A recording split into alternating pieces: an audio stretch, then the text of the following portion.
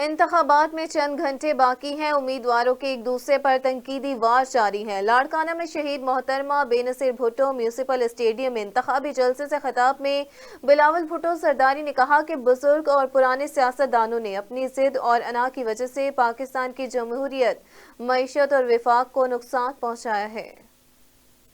ہم وہ political stability قائم کرے جس سے ہم وہ معاشی سٹیبلٹی لے کر آ سکے، جس سے عوام کا معاشی فائدہ ہو، ان کے اصل مسائل کا حل ہو۔